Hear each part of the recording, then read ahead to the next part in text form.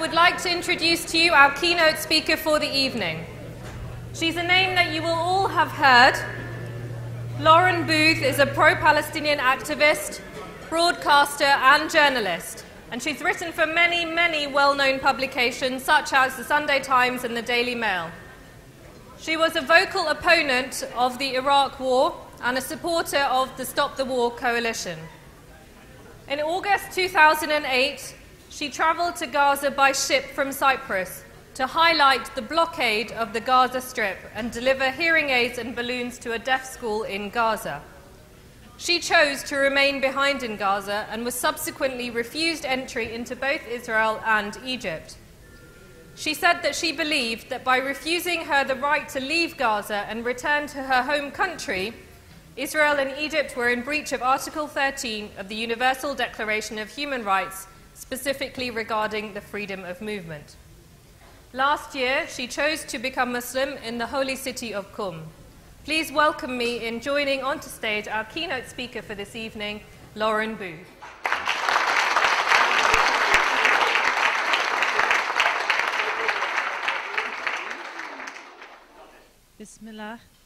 Bismillahirrahmanirrahim. Assalamu alaikum. And to the Arab people amongst you, Kifa Halek. I don't know how to say that in Iranian. I really should know how to say, how are you doing in Iranian? Anybody? All right. I'll learn it from Press TV. Thank you. Mercy. I'm here tonight to celebrate the work of a charity that has really touched my heart. And I can see by everybody here who knows, and has probably been here for the 6th year running, you know it much better than I do, but really the work of Mr. Kareem and all of the other patrons and all of the volunteers here tonight deserves our gratitude, because looking after orphans and those who struggle to make ends meet and those with disabilities is something that, as Muslims, as human beings, we hold that so much more important than how successful we might be and our own egos. So I'm going to give a little taste tonight of what I'd like to share with you, which is my journey to Islam. Because I have to say, a year ago, I couldn't imagine myself standing here without my blonde hair out, without other bits of me out, really. Probably without a glass of wine in my hand. So it seems like a very sudden journey, but it began as so much of what I call my real life began in Palestine in 2005. In 2005, I was a journalist living in France, in a nice little farmhouse, writing articles about living in France in a nice little farmhouse, which is a good job if you can get it. I also wrote about politics, but I had no sensation of needing to do something for anyone else. It just hadn't really occurred to me. I thought I was a nice person, but really my ego was out of control. The media does terrible things to a human being, and it certainly doesn't enlighten us or put us on a spiritual path, but there is one being who puts us on a spiritual path, and I didn't know either Allah subhanahu wa ta'ala or that I was on that path. So in 2005, when the Palestinian delegate to the United Kingdom, Afif Safir, said to me, Lauren, you've shown some interest in Palestine. Why don't you go? I said to him, is there anything else I could do to show interest in Palestine? Because I was scared. Because somehow, deep inside me, I'd absorbed all of the media preconceptions about Arabs and all of the suppositions about the bogeymen of the 21st century, Muslims. No, I didn't ever externalize that because it wasn't real to me. But I'll tell you, when I first crossed into the West Bank that night in January the 19th, 2005, and I went through an Israeli checkpoint, I knew then that I had a definite mild dose of Islamophobia. I'll remember that moment when I went into the West Bank because the Israeli soldier looked at my passport as I went through in the taxi and said, "British, hey, we love Britain." You can love that, can't you? An American in an Israeli uniform welcoming a Briton to his land. It made me feel a little bit sick. So I went through into Ramallah, and I was lucky enough to get an interview with Mahmoud Abbas.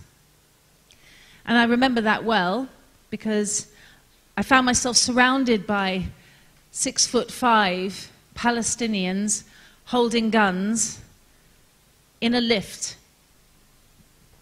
And I remember the door of the lift closing, and the men were talking in their walkie-talkies. And to me it sounded something like this. Bismillah ar-Rahman ar-Rahim. Yalla, yalla, yalla. Bukra, bukra, bukra. And in my head, a little subtitle came up, "We'll kill the white woman later."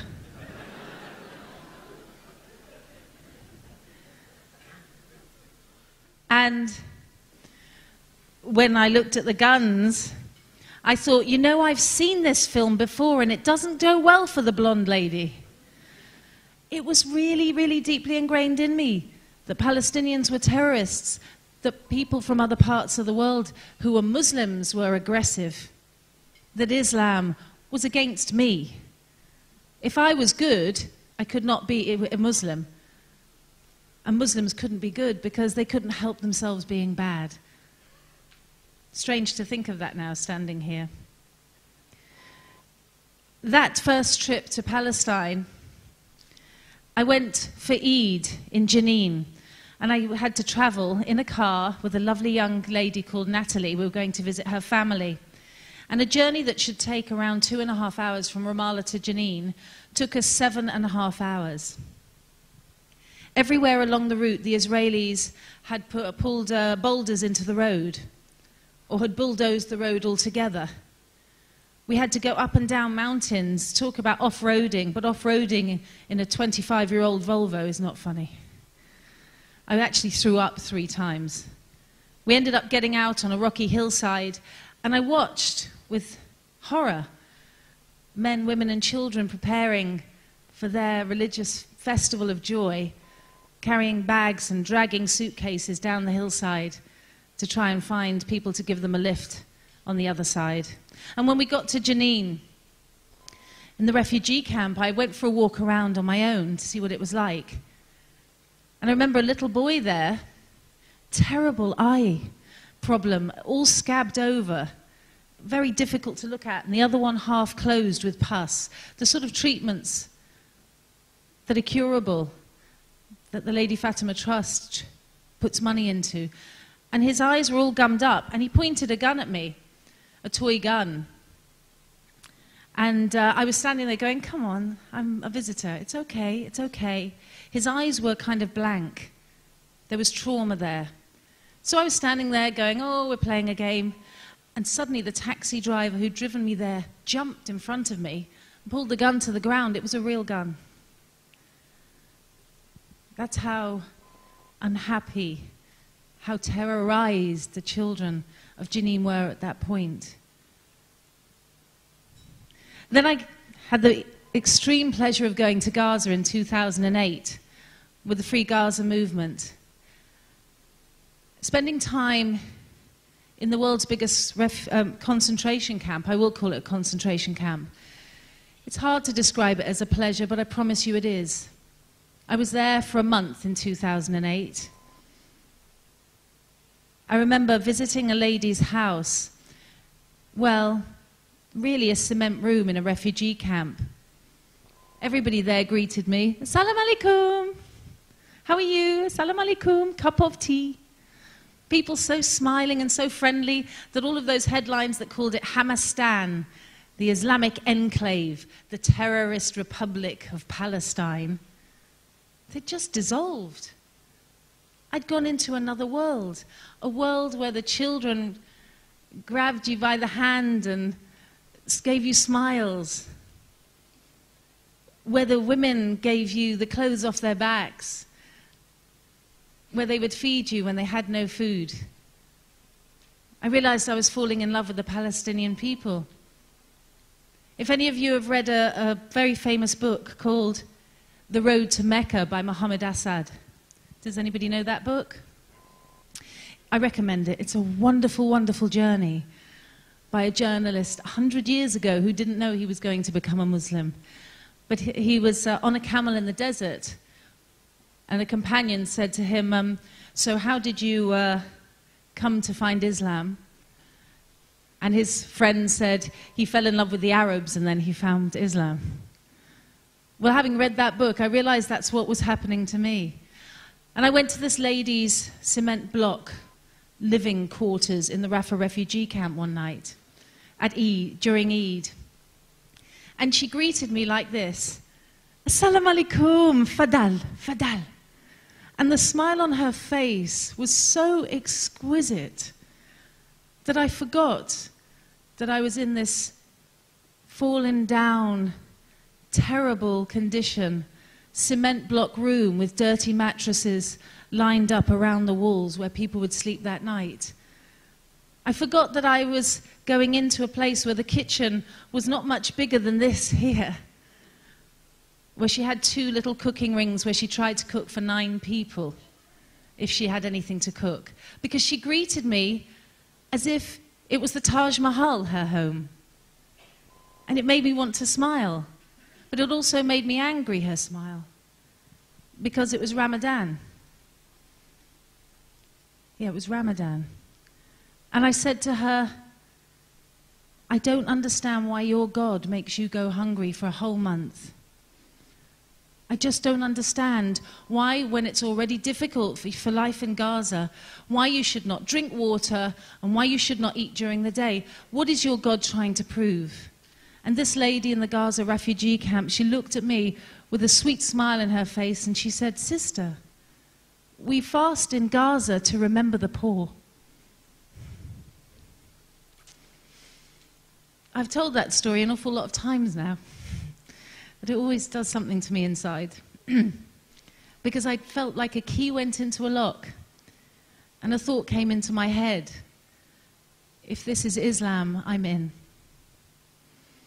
Because what I saw at that moment was a purity that was love.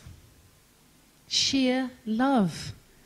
Not politics, not sectarianism, not schisms, not drones, but sheer love. I didn't know that I was on the road to Mecca myself. But last October, after many years now working as a minor Palestinian activist, just trying to be a mother and give some support, because once you've lived amongst the poorest people in the world, and once you've experienced their smiles and their hopes, and you've had them cry for your misery, you can't just walk away.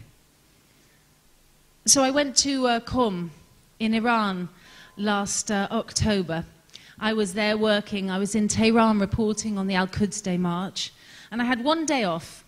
And a colleague of mine said, you really should come to Qom, to the shrine of Bibi Fatima. And I want you to see it.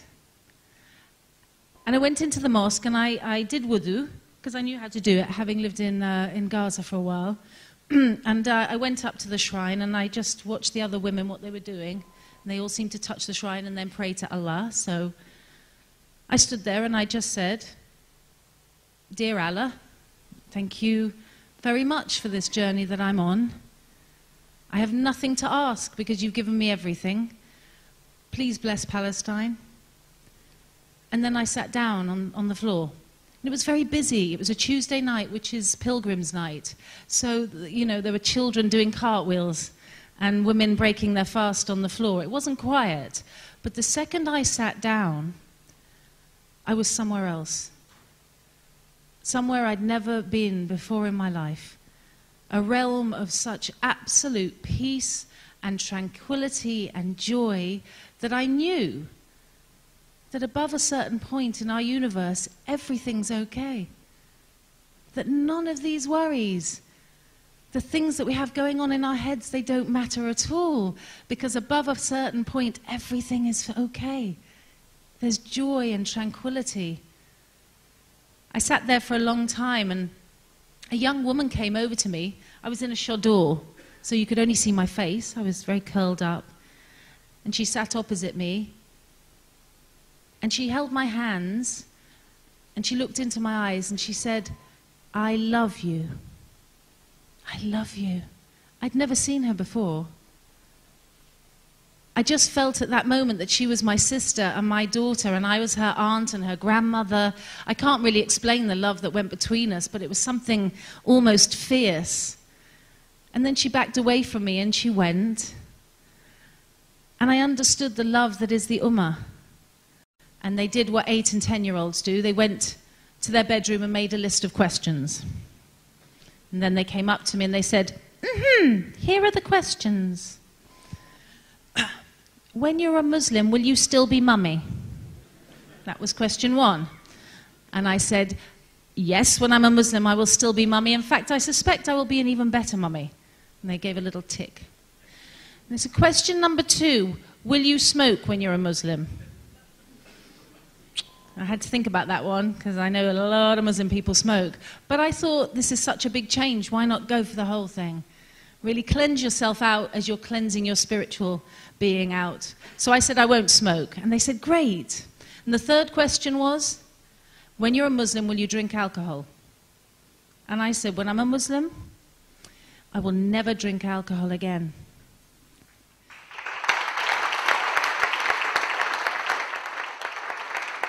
To which my daughters replied rather worryingly, hooray! Make of that what you will. And the final question, just to show you how pure children are, is this. When you're a Muslim, will you wear low-cut tops? I said, what have they been hearing at school about Islam? I said, no, when I'm a Muslim, I will always have this area of my body covered up. And they said, we love Islam.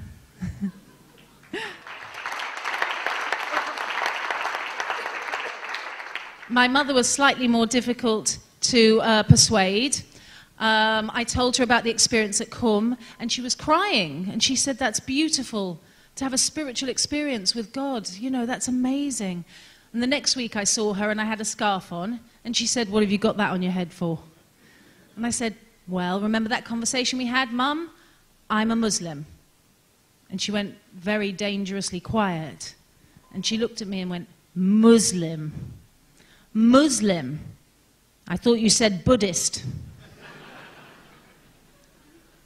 Muslim. What, those nutters?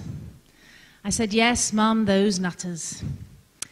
And then I sent her chocolates and flowers and letters, and I apologized for everything I'd ever done before, because I finally understood what it was to be a daughter, because I was reading the Quran.